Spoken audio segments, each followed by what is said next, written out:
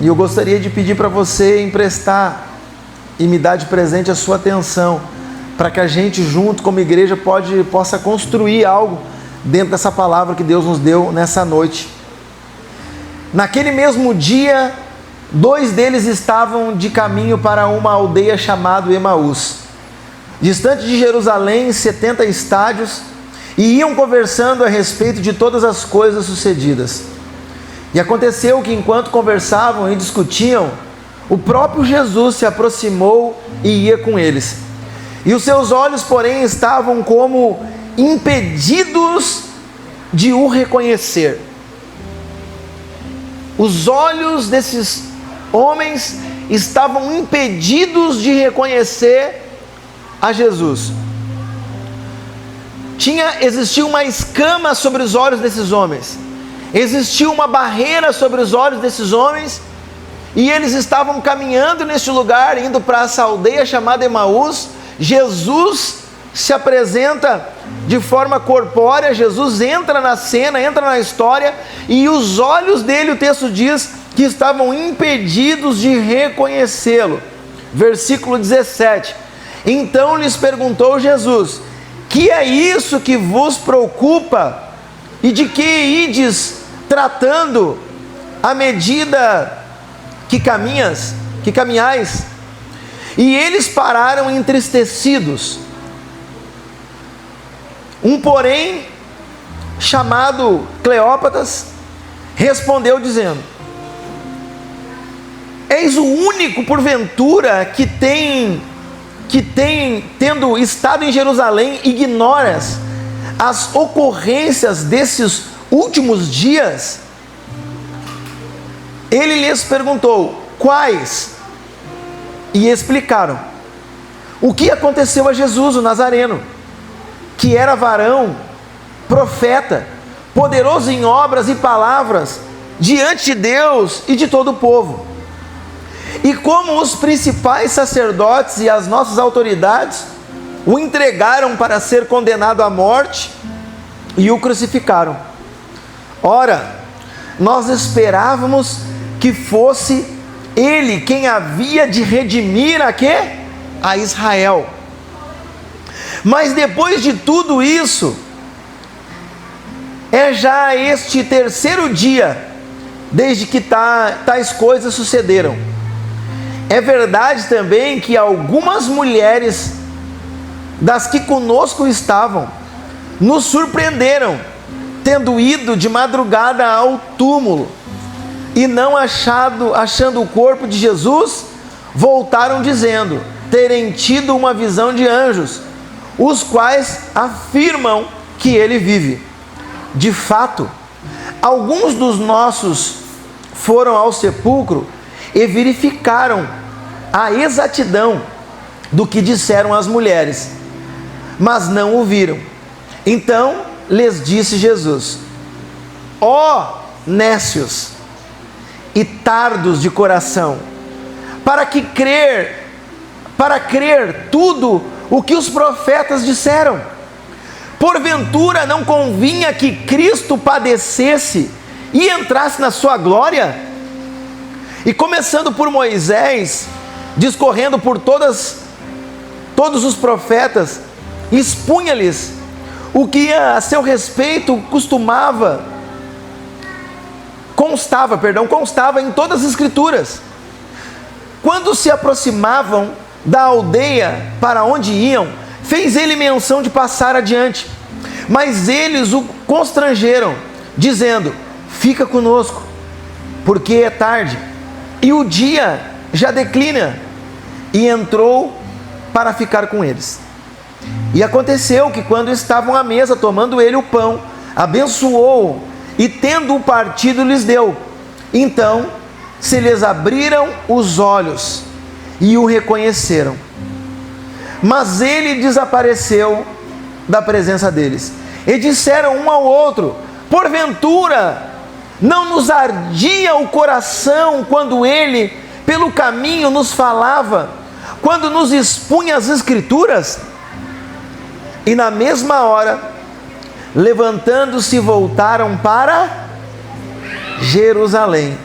onde acharam reunidos os 11 e outros com eles, os quais diziam: o Senhor ressuscitou e já apareceu a Simão.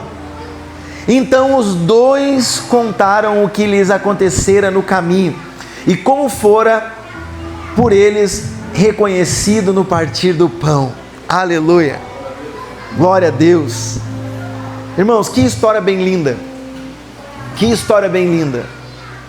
Mas também cheia de preocupações quando a gente não entende de fato o Evangelho. Quando a gente não reconhece Jesus, quando a gente não reconhece o propósito de Deus, é muito preocupante, porque quando nós lemos esse texto, nós começamos a ver que Cristo, ele queria ser revelado,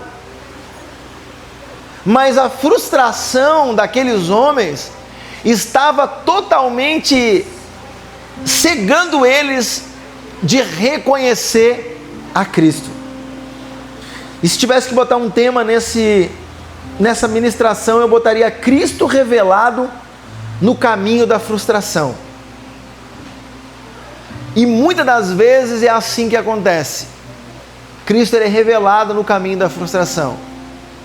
E quando nós abrimos o culto hoje, o irmão David falava na oração para que Deus se revelasse a nós, para que Jesus se revelasse a nós.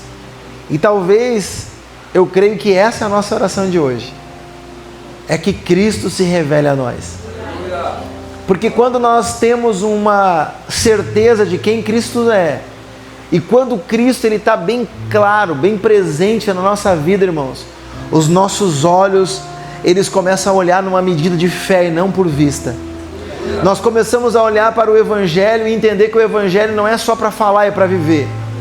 Nós começamos a olhar para o Evangelho e nós começamos a querer entrar no cumprimento dessa profecia. Existe uma profecia e essa profecia ela não acabou. Essa profecia ela continua percorrendo os nossos dias. O livro de Atos, irmãos, acaba, mas se você lê o livro de Atos e você chega no final dele, você não consegue ter o fim.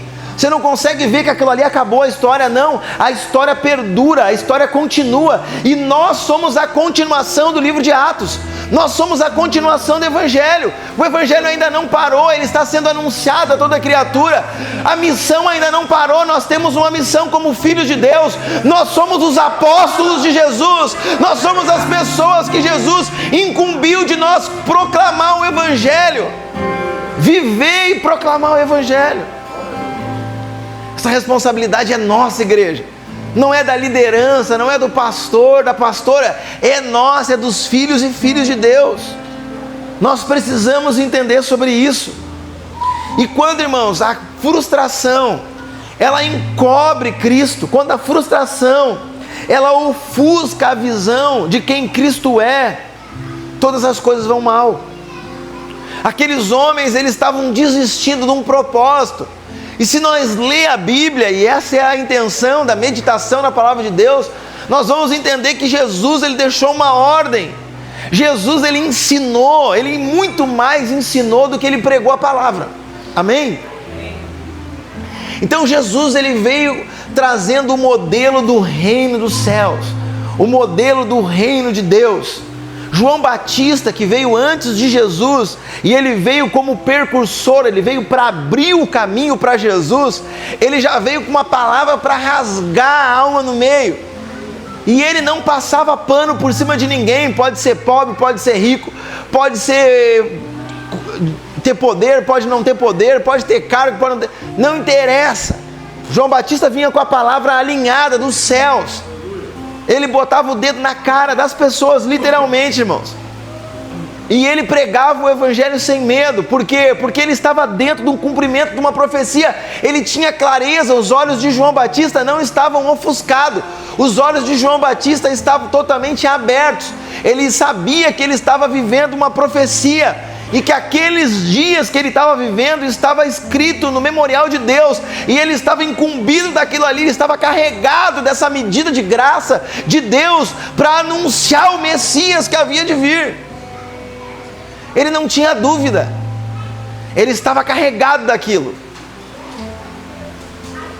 Esse mesmo João Batista, que pregava duro e pregava a palavra de Deus, o confronto, ele falava assim para as pessoas: raça de víboras, quem vos ensinou a fugir da ira de Deus?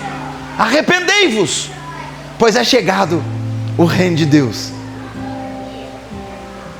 E logo em seguida, esse mesmo João Batista, que era um profeta, um homem que era uma voz que clamava no deserto, só que a voz que estava dentro de João Batista era a voz de Jesus. A voz que estava dentro de João Batista era a voz do Evangelho de Deus, a voz que clamava no deserto. E um dia perguntaram para ele: olha, as autoridades perguntam quem tu és? Tu és o Messias? Tu és Elias? Tu és quem? Quem que tu és? Tu és um profeta? E João Batista fala: eu sou a voz do que clama no deserto. João Batista não tinha dúvida disso, estava claro. Mas esse mesmo homem, com toda essa clareza, com todo esse entendimento, com toda essa desenvoltura, graça de Deus, poder de Deus, ele teve o seu dia mau. E João Batista agora é preso. E ele é preso, irmãos, por falar a verdade, viu? Ele é preso, ele foi injustiçado por falar a verdade. Então não espere, crente, cristão, filho e filha de Deus, que a tua vida vai ser um mar de rosa, porque não vai. É o que eu falava para a irmã Ellen quando ela estava se batizando. Não pensa que a tua vida vai ser um mar de rosa, que não vai. Vai vir luta, vai vir frustração, vai vir decepção, vai vir isso, vai vir aquilo, mas agora Jesus está contigo e Ele vai fazer você passar por tudo isso, dando glória a Deus. E João Batista agora ele é preso, por quê? Porque ele denunciou, porque ele apontou que Herodes estava tendo um caso com a esposa do seu irmão.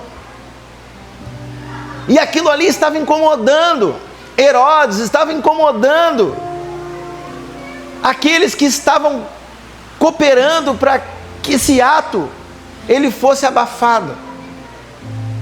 E João Batista lá pregando o evangelho e botando o dedo na cara de quem estava errado e falando o que era para falar. Mas aí, irmãos, um dia João Batista foi preso. E a história diz que João Batista, quando está preso, entrou uma dúvida no coração dele. Esse mesmo homem que eu falei agora, que tinha uma clareza do evangelho, que tinha uma clareza do cumprimento do propósito que ele estava vivendo, este mesmo homem agora dentro da prisão, ele tem dúvida se Messias realmente era aquele que ele apresentou para todos os seus amigos, para todos aqueles que estavam ali no Rio Jordão, quando João Batista batizava. João Batista tem a certeza que Jesus chegou, e ele fala: esse é o Cordeiro que tira o pecado do mundo. Então João quer ser batizado por Jesus, e Jesus fala: não, para que se cumpra a lei, deixa como está, tu me batiza. E agora Jesus foi batizado por João, e a palavra de profecia, e o cumprimento da profecia foi estabelecido nesse ato. Desceu sobre Jesus a pomba representando o Espírito Santo. Ainda houve um bônus ainda, onde o céu rasgou, e Deus ainda fala: este é o meu filho amado, pelo qual eu tenho prazer. Não teve dúvida. Mas agora esse mesmo homem está dentro da cadeia, e a frustração da prisão, a frustração, a decepção, que ele estava lá fazendo o que era certo, proclamando o evangelho, e daqui a pouco prendem ele. E não é assim com a nossa vida. Nós estamos fazendo às vezes a coisa certa, estamos se dedicando ao evangelho, estamos renunciando, mas daqui a pouco vem o dia mau. Daqui a pouco vem a frustração, vem o problema, vem a dificuldade. E agora nós vamos duvidar de que Deus é Deus? Não! Nós vamos duvidar que Jesus é Jesus? Não, não vamos! Mas João, irmãos, que estava lá com Jesus, ele duvidou. Aí sabe o que ele faz? ele recebe duas visitas de 2 homens que foram visitar ele na cadeia. E agora ele chama esses homens e fala para eles: olha, vão e pergunte para Jesus se realmente ele é o Messias que havia de vir. E aqueles 2 homens saem de dentro da prisão, da visita de João, e eles vão ao encontro de Jesus. E a Bíblia diz que Jesus estava pregando a palavra, ministrando a palavra. E quando Jesus estava ministrando a palavra, irmãos, existia uma multidão já ali, ouvindo Jesus. Só que essa multidão tinha sido ensinada e discipulada por João. João tinha autoridade. João era o profeta. João era a voz que clamava no deserto. João que montou um colégio apostólico e agora ele batizava e ensinava o batismo de arrependimento. João fez um mover através da graça de Deus. Era o nome de João que estava em evidência. Quando Jesus vem, João ele não pega essa evidência para ele. Ele aponta para Cristo e fala: eu não sou nem digno de amarrar as suas sandálias. Esse é o Cordeiro de Deus que tira o pecado do mundo. É esse o Messias que eu havia falado para vocês. E agora o povo fica um pouco com João, outro povo vai um pouco com Jesus, e aí Jesus começa a batizar mais pessoas, e os discípulos começam a aumentar, e a multidão começa a aumentar. Entra uma inveja naqueles que caminhavam com João, e começa a falar: olha, mas e aí, o comentário é que seguinte, que está todo mundo seguindo Jesus está batizando mais que nós, e agora? Não, mas é ele o cumprimento da profecia. Eu fiz a minha parte e continuo fazendo, mas agora Jesus entrou em cena. Ele agora é o cabeça. E aí eles entenderam isso. E esse mesmo João dentro da cadeia agora fica com dúvida. E ele manda esses 2 homens ir lá. E agora Jesus está lá pregando para essa multidão que foi discipulada por João, que foi ensinada por João. E agora esses 2 homens vêm caminhando e Jesus ministrando a palavra. E Jesus começa a olhar aqueles 2 homens, mas Jesus era 100% homem, mas era 100% Deus. Jesus ele sabia da pergunta que ia vir.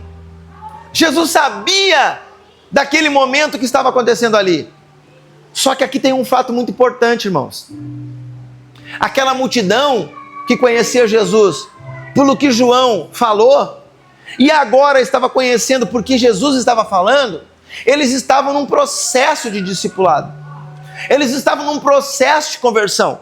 Muitos entendiam que Jesus veio para governar, assim como esses 2 homens no caminho de Emaús. Muitos entendiam que Jesus veio para acabar com aquele poder dominador político daquela época que estava matando o povo, que estava matando literalmente o povo. Mas Jesus ele não veio para reinar nesse governo físico, ele veio para reinar no governo espiritual. Eles não entenderam isso. E a frustração então no coração de João encaminhou esses 2 homens até Jesus. E Jesus vendo esses homens chegar lá, meus irmãos, a multidão para. Jesus para de ministrar. E agora aqueles homens começam a falar. E a multidão começa a ouvir a pergunta. E aqui entra uma possível estratégia de Satanás. Porque se aquela multidão ouvisse a pergunta como ouviram: olha, João mandou nós vir aqui perguntar se realmente o Senhor é o Messias que havia de vir. O povo, irmão, a multidão ficou com dúvida também. Opa, só um pouquinho. Se João, que falou tudo de Jesus, está com dúvida, opa, esse homem pode ser um mentiroso. Esse homem pode estar mentindo para nós. A história não conta, a Bíblia não conta, mas a história vai dizer que esses homens começaram a ficar bravos com essa história e com essa pergunta. E muito bem provavelmente começaram a pegar já algumas pedras, algum pedaço de pau, porque agora, dependendo da resposta dele, nós estamos sendo enganados. Esse homem está mentindo. Se João está com dúvida, irmãos, e aí Jesus, ele é magnífico, irmãos. Jesus, ele é magnífico. Agora, para levar uma mensagem, a palavra, para o coração de João, e para aquele povo e aquela multidão que estava ali entender que realmente ele era o Messias que havia de vir. A Bíblia nos diz que os milagres começaram a acontecer instantaneamente. E aí eles falam para aqueles homens assim, ó, vão e falem a João, não só o que vocês estão ouvindo, mas aquilo que vocês estão vendo agora. E naquele momento o cego começou a enxergar, o surdo começou a ouvir, o paralítico saltou e o mudo começou a falar. Os milagres começaram a acontecer instantaneamente. Ninguém da multidão ficou mais com dúvida. E aqueles 2 homens foram lá e liberaram a palavra e aquilo que eles viram para João. Mas eu começo a entender que a frustração, ela quer roubar a revelação de Jesus Cristo da nossa vida. E aqui eu começo a ministração. Quantos e quantos de nós, irmãos, por causa de frustração, por causa de problema, por causa de dificuldade, seja ela qual for, muitas das vezes a gente perde a revelação de quem Jesus é. O amor se esfria. E às vezes, irmãos, esse amor se esfria de uma forma silenciosa. Não é assim, ó, eu acordei hoje, eu não quero mais ir para o culto e não quero mais saber de igreja. Não, não é assim. Esse amor ele vai se esfriando silenciosamente. E uma das estratégias que Satanás está usando nesse tempo é deixar as pessoas cansadas e sobrecarregadas. Porque só assim, um homem e uma mulher cansado e sobrecarregado começa a negociar princípios e valores. Para quem ir na igreja? Hoje eu não posso, hoje eu estou cansado. Para que buscar Deus? Eu busco Deus em casa. Eu assisto uma pregação aqui, está tudo certo. Começa a negociar princípios e valores. Vai um dia, vai 2 dias, vai 1 mês, vai 2 meses, quando vê, tu não vai mais na igreja. E o membro fora do corpo, o quê? Padece, morre. Então, a frustração, ela nos tira desse lugar. E no caminho de Emaús, os discípulos, eles estavam frustrados com Jesus. Eles estavam frustrados porque Jesus, ele não correspondeu às expectativas que eles tinham. E agora, porque não correspondeu às expectativas deles, eles ficaram frustrados. Por quê, irmãos? Porque esses homens, junto com aquela multidão, estavam esperando um Messias político. Estavam esperando um Messias que Deus botasse ele na área da política para eles parar de sofrer. E Deus, em vez de trazer um Messias político, Deus entregou um Salvador crucificado. E eles não entenderam. E agora eles olhavam para o Salvador crucificado. E agora eles ficaram frustrados.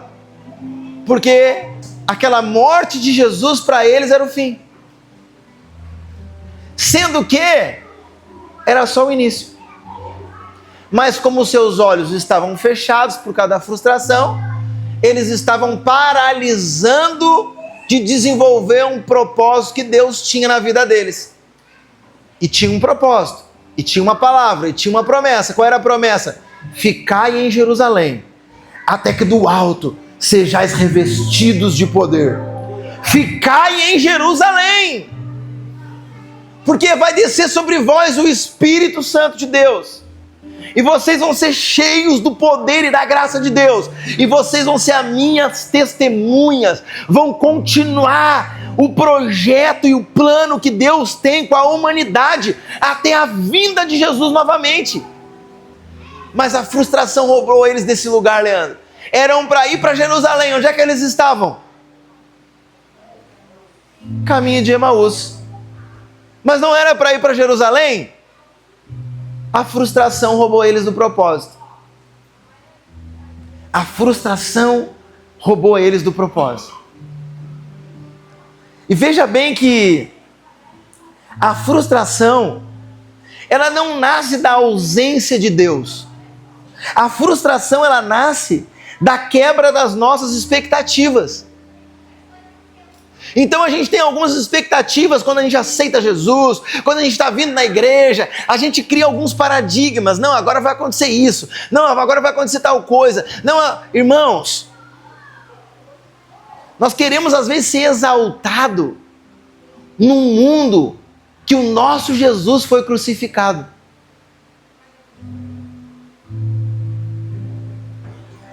Nós queremos dar às vezes a glória para a gente. E Deus não divide a glória dele com ninguém. A glória é dele. A frustração ela não pode nos parar. As expectativas erradas que nós temos a respeito do Evangelho, a respeito de caminhar com Jesus, de caminhar com Deus, da igreja, da comunidade, elas não podem nos parar, porque às vezes nós estamos pensando coisas que Deus vai fazer e Ele não tem compromisso com aquilo que você está pensando, Ele tem compromisso com a palavra. Deus zela pela sua palavra. Eu costumo falar aqui uma frase que o pastor Luiz Hermínio usa muito com a gente, falando sobre que Deus ele não promove homens e mulheres. Deus não promove homens e mulheres, Deus promove a verdade. E se tem homens e mulheres abraçados na verdade, vão ser promovidos. Por quê? Porque estão abraçados na verdade. Só que essa verdade, meus irmãos, ela tem que ser revelada para nós. Essa verdade, ela tem que ser revelada para nós, assim como foi revelada para Pedro. Quando eles perguntaram o que a multidão dizia que Jesus era, Jesus perguntou para eles: o que a multidão diz que eu sou? Diz que tu és o Elias, uns dizem que tu és João Batista, que tu és um profeta, outros dizem que tu enfim, falavam tudo menos que ele era filho de Deus. E aí, Jesus agora pergunta para Pedro, para os discípulos: e vocês, o que dizem que eu sou? E aí vocês conhecem a história. Pedro se joga na frente e ele fala: olha, tu és o Cristo, o Filho do Deus vivo. E aí Jesus fala para ele: uau, não foi nem carne nem sangue que te revelou, mas foi o meu Pai que está no céu. Ali houve uma revelação de quem realmente Jesus era, mas somente Pedro teve essa revelação. E essa revelação é que nós precisamos ter. Por quê? Porque isso é a verdade. Jesus é a verdade. Ele é a palavra. Então nós como igreja, nós precisamos, irmãos, voltar novamente a ser um povo bíblico. Voltar novamente a ser um povo que dobra o seu joelho, que tem o seu tempo de oração, que tem o seu tempo de meditação. Nós temos que voltar a essas origens. Lembra-te de onde caíste. Lembra-te de onde caíste. Arrependa-te e volta ao primeiro amor. E agora, irmãos, Jesus estava caminhando com eles, mas eles não o reconheceram. E o problema aqui não era a falta de presença. O problema aqui não era a falta de vir no culto. O problema aqui, irmãos, era a falta de revelação. Então, quantos de nós viemos no culto, mas nós não temos a revelação de quem Jesus realmente é? Quantos de nós viemos no culto e não temos a revelação verdadeira de que realmente é o Evangelho? O Evangelho é uma mudança de vida, uma mudança de natureza. O Evangelho é mudança de atitude, é uma nova vida. Já está dizendo, é uma conversão, irmão. Tu está indo num caminho e tu se converter, não. Eu estou indo num caminho totalmente ao contrário. Eu estou indo no caminho do mundo, não. Eu quero ir no caminho do reino de Deus. E eu me converto. E agora as minhas práticas mudam. As minhas atitudes mudam. A minha vida muda por completo, irmãos. Esse é o Evangelho puro, genuíno, o Evangelho raiz, aquele que mente e não mente mais, aquele que se prostitui e não se prostitui mais, aquele que adultera não adultere mais. Esse é o Evangelho. Não tem firula o Evangelho, irmãos. O Evangelho é simples, com muita profundidade, mas é simples. E à medida que Cristo vai sendo revelado para nós, nós vamos crescendo de glória em glória, de glória em glória. Não é de frustração em frustração, não é de problema em problema, não, é de glória em glória, à medida que eu conheço, à medida que eu me aproximo, à medida que eu vou criando intimidade, à medida que eu vou renunciando, à medida que eu vou me entregando às movimentações do Espírito Santo, à medida que eu vou abrindo o meu coração, porque eu estou ouvindo ele bater, então eu abro a porta do meu coração para que ele entre. À medida que eu vou entendendo as Escrituras, irmãos, o meu coração agora não vai só arder como aqueles homens no caminho de Emaús. Os meus olhos vão se abrir para esse verdadeiro evangelho. E eu vou querer uma mudança de natureza. E eu vou me esvaziar de tudo. Por quê? Porque o vinho novo de Deus, ele só vai ser colocado quando o odre for reconfigurado. E às vezes a gente chega cheio de expectativas. Ei, meu irmão, joga tudo no chão. Joga tudo no chão. E deixa Deus fazer. Deixa Deus trabalhar. Deixa Deus te encher com o vinho novo. Deixa Deus, busque o Senhor de todo o teu coração. Que o Senhor vai fazer isso na tua vida. Cristo, ele não se revela, irmãos, apenas para quem tem informação. Cristo, ele não é revelado, ele não se revela apenas para quem tem informação, mas quem se permite que as Escrituras sejam reabertas no coração. Então não é simplesmente vir no culto, então não é simplesmente ter informação acerca de Jesus, mas é permitir com que aquilo que nós estamos lendo, meditando, ela entre no nosso coração e a gente comece a dar uma resposta para aquilo que a gente está lendo. Aí começa uma renovação, pastor Leandro, porque agora eu não sou só um ouvinte, agora eu não sou só um leitor da Bíblia, agora eu sou um praticante das Escrituras. E quando eu começo a praticar as Escrituras, irmãos, aí começa a movimentação de Deus. Aí Deus começa a planear todas as coisas. Amém, igreja? Então Ele nos chama para esse caminho, do caminho da intimidade. Aqueles homens, sabe o que Jesus chamou eles? O texto vai dizer ali, de nécios e tardos de coração. Não por falta de amor, irmãos. Aqueles homens não tinham falta de amor, mas era por incredulidade. Então a incredulidade para Deus, Ele chama de nécios e tardos de coração. Por que nós fizemos jejum aqui, irmãos? Para matar a incredulidade. Boa, Ed. O jejum é para mortificar nossa carne e vivificar o espírito. Só que quando nós fizemos isso, irmãos, nós matamos a nossa incredulidade. Tem castas de demônios que só saem com jejum e oração. Mas não é que a gente vai ganhar um poder power para expulsar demônio, não, irmãos. O poder de Jesus é suficiente para expulsar demônio. Mas a nossa incredulidade, às vezes, de ir num demônio para expulsar ele, ai, será que vai sair? Será que não vai? Não sai. E quando nós estamos jejuando, nós matamos a nossa carne, vivificamos o nosso espírito, temos a certeza, em nome de Jesus esse espírito vai sair. Pode ser principados, potestades, não interessa, vai sair, vai cair por terra. E aí a tua incredulidade é morta, e agora tu vai no espírito, e aquilo ali acontece. Então aqui Jesus não está chamando eles de tardios de coração, de nécios e tardios de coração por falta de amor. Não é por falta de eles estar ali na volta de Jesus ou não ter andado, eles andaram com Jesus. Mas eles estavam agora totalmente incrédulos àquilo que Jesus falou. A incredulidade, meus irmãos, ela mata mais do que a dor. A incredulidade, ela tira o foco de a gente reconhecer Jesus. Mas o engraçado e o interessante é que quando ele parte o pão, os olhos daqueles homens se abrem. No partir do pão, os olhos daqueles homens se abrem. Cristo, ele é reconhecido na comunhão e não na pressa. Cristo, ele não é conhecido na pressa de caminhar, de chegar à aldeia, de chegar a uma casa. Ele não é conhecido na pressa de a gente querer as coisas tudo do nosso jeito. Ele não é reconhecido na nossa medida de entendimento ou de força, não. Cristo, ele vai ser revelado, irmãos. Ele vai ser revelado na comunhão.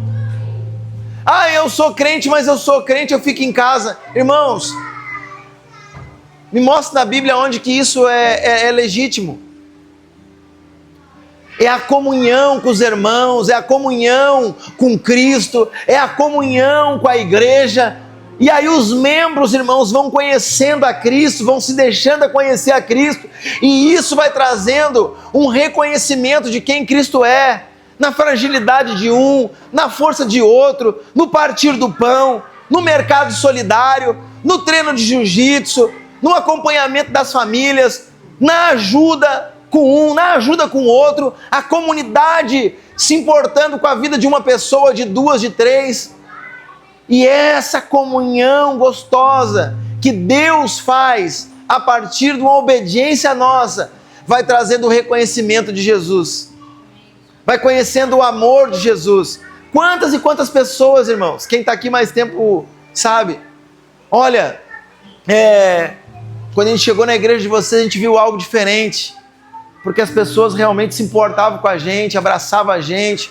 Passava um culto, dois cultos, a pessoa ia lá, abraçava, conversava, como é que tu tá, tudo bem? Porque isso é comunhão, nós temos ensinado, discipulado isso desde o início, irmãos. Nós se importamos com as pessoas, nós entendemos que as pessoas não são números, as pessoas são almas, e nós não queremos palmas, nós queremos almas, nós queremos povoar o reino de Deus. Nós queremos ganhar almas para Jesus. Se uma alma se batiza, a igreja se alegra. Se 20 se batiza, a igreja se alegra do mesmo jeito. O problema é que muitas das vezes eu quero status. Eu quero ser reconhecido.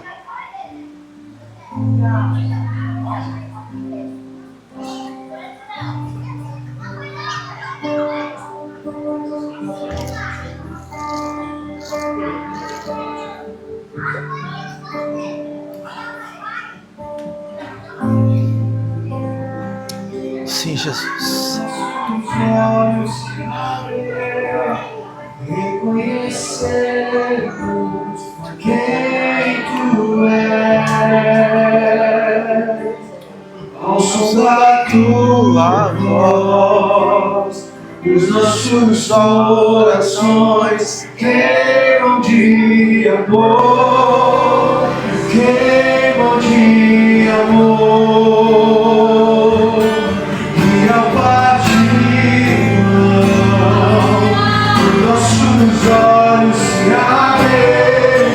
Reconhecemos quem tu és, e as tua voz, os nossos corações queimam de amor, queimam de amor. Nós amamos a casa, perfumamos ela toda, nós preparamos a mesa, todo lugar de honra. Nós amamos a casa, perfumamos ela toda, nós preparamos a mesa, todo lugar de honra, partir o pão. Os nossos olhos se abrem, reconhecemos quem tu és, e ao som da tua voz, bom dia, amor.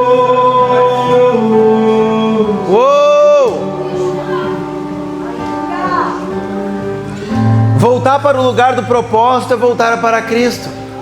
Aqueles homens estavam voltando agora para o lugar do propósito. Os olhos deles se abriram e agora Jesus some da frente deles. Onde é que a Bíblia diz que eles foram? Eles foram para Jerusalém. Era lá que era o lugar do propósito. Então voltar para o propósito é voltar para Cristo, meus irmãos. Quantos de nós que podemos estar aqui dentro, vindo nos cultos, mas podemos estar longe de Cristo? Quantos de nós podemos estar aqui, mas não estar longe do propósito? E o interessante não é só vir e estar no propósito. Claro que tu vai vir sem estar no propósito. Claro que muitas pessoas vêm sem ter o reconhecimento total de Cristo. Mas a igreja é para isso, para que você volte para o propósito e para que você reconheça Cristo do propósito. Então, irmãos, esse despertar dessa palavra de hoje é para isso. É para que a gente faça uma autoanálise. Como está a minha vida com Cristo? Eu estou no propósito? Eu estou desenvolvendo o propósito? Qual é o meu chamado? Qual é o meu propósito? E nós, como igreja, estamos aqui para te ajudar a descobrir o teu propósito. Nós, como igreja, estamos aqui com o coração aberto, com as portas da igreja abertas, para poder te ensinar qual é o teu propósito, qual é o teu chamado. Então você que não reconhece, que não sabe qual é o teu chamado, qual é o teu propósito, você nos procura, irmãos, para a gente conversar, para a gente tomar um café, para a gente desenvolver, irmãos. O evangelho é tão simples, irmãos.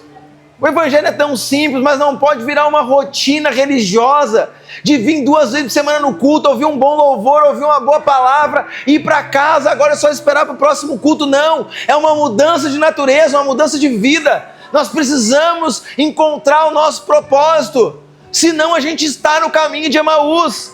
Senão nós estamos totalmente vulneráveis na mão do inimigo. O inimigo não está para brincadeira, irmãos. O inimigo vai nos cansar, vai nos cansar, vai nos cansar. E quando nós estiver cansado, ele ataca.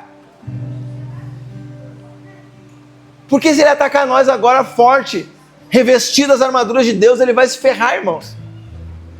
Mas ele vai cansando, vai cansando, vai cansando. Nós não vamos tropeçar em troncos de árvore, nós vamos tropeçar em galhos pequenos, em pequenas concessões que nós vamos abrindo dia após dia, dia após dia, dia após dia. E daqui a pouco o inimigo vem e te dá um mata-leão, checkmate, acabou. Te larga nas cordas. E depois, para a gente voltar, irmãos, como é difícil. Depois que a gente sai do propósito, depois que esfria o primeiro amor, como é difícil voltar. Então não deixe esse primeiro amor esfriar. Ou se esfriou, irmãos, essa palavra é para você. E nós vamos orar agora no final do culto. E a nossa oração é que se tem algum coração frio aqui, irmãos, se tem alguma pessoa que está fora do propósito, que já esteve no propósito e saiu do propósito, nós queremos orar por você. Se tem alguma pessoa que ainda não entrou nesse propósito, nós queremos orar por você, irmãos. Vamos andar de mãos dadas nesse propósito. Vamos avançar nesse propósito. Eles estavam saindo de Jerusalém, o lugar da promessa. Quando eles reconheceram Jesus, eles voltaram imediatamente.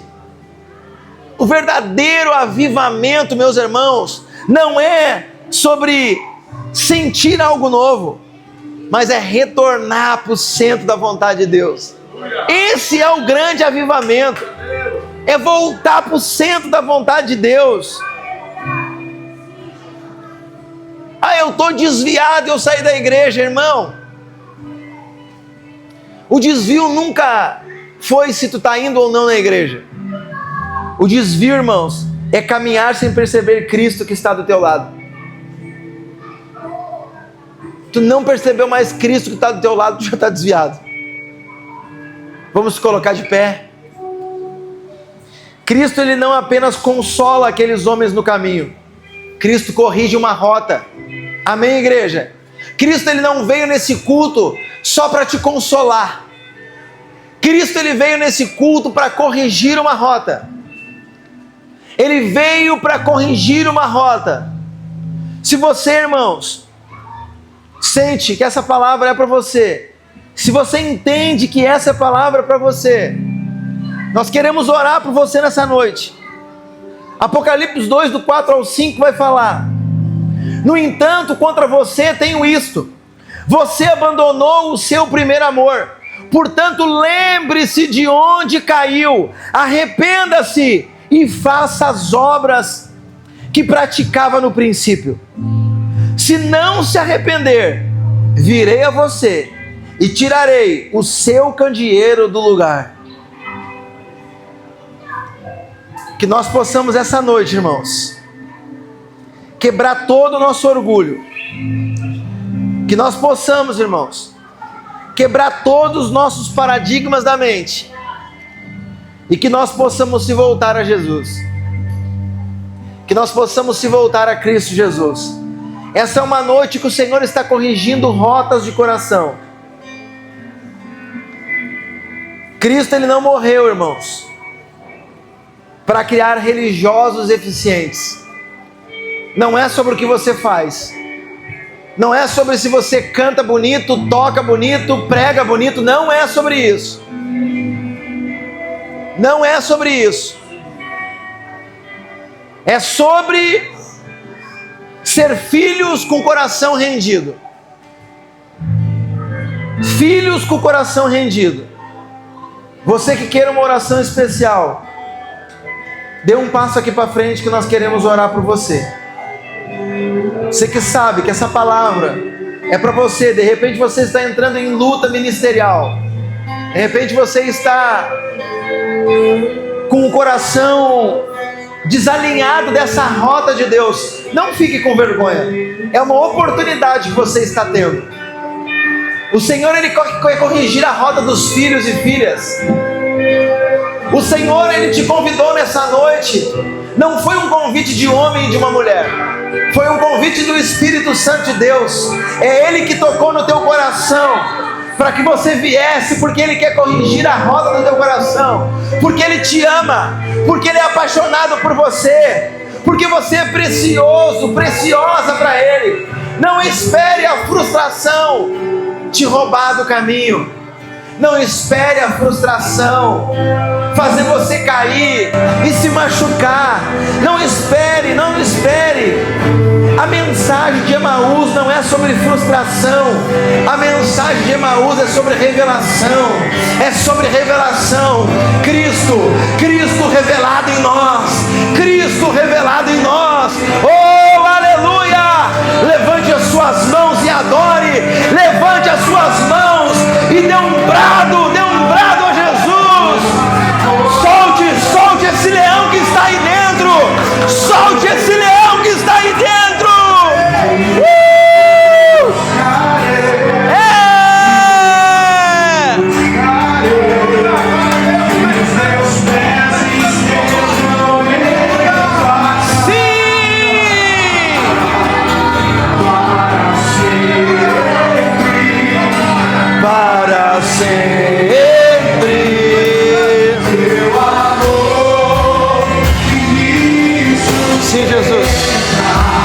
Filha, Pai, sabe e reconhece o poder que há no teu nome. A tua filha reconhece o poder das Escrituras e o poder que há sobre o teu nome. E ela sabe, Pai, que o Senhor chamou ela aqui com um propósito. E o propósito, o alvo é o seu coração. Corrigir a rota. Ela já experimentou o poder do teu Evangelho. Cheira catarabaçu. Tua filha amada, que já teve experiência contigo.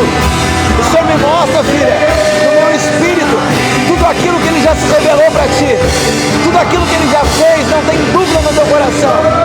Mas as circunstâncias da vida e do dia a dia te roubaram nesse lugar. Hoje o Senhor corrige a rota. Hoje o Senhor te chama novamente para o aprisco. Ele estava com saudade de você. Ele estava com saudade. E se for preciso, Ele move os céus e a terra para te buscar. Ele move os céus e a terra pela uma filha preciosa, a menina dos olhos de Deus. Receba a graça de Deus agora. Receba a graça de Deus. Renova, renova. Fogo, fogo, fogo, fogo, fogo e glória, fogo e glória, fogo e glória. Cheira catarabaçu. O Espírito Santo está passando por ti. Recebe, recebe. O Espírito Santo está te enchendo nessa noite. Recebe. Fogo e glória. Fogo e glória. Fogo e glória. Fogo e glória. Fogo e glória. Cheira catarabaçu.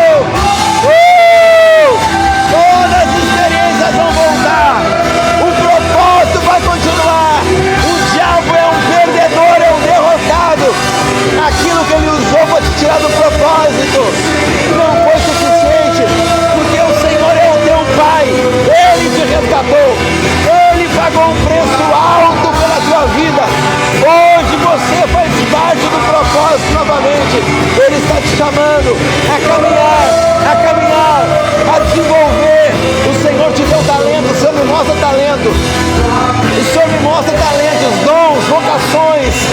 Já está tudo dentro de você. Tudo dentro de você. E hoje, esses dons e talentos vão ser lapidados novamente. E vão sair para fora agora, em nome de Jesus. Irmã Michele, abraça ela aqui. Coloca a mão aqui no ventre dela. Pai, em nome de Jesus, todos os dons e talentos que tem aqui dentro, o reino de Deus está aqui dentro. Cheira catarabaçou. Venham para fora agora. Todos os dons, todos os talentos, todas as vocações que o Senhor deu para ela, Pai. Em nome de Jesus. Em nome de Jesus, que nada seja paralisado. O Senhor me mostra um rio sobre a tua vida. Os rios de Deus sobre a tua vida. Esses rios não podem se tornar represa, parar em ti. Você tem que deixar esses rios fluir.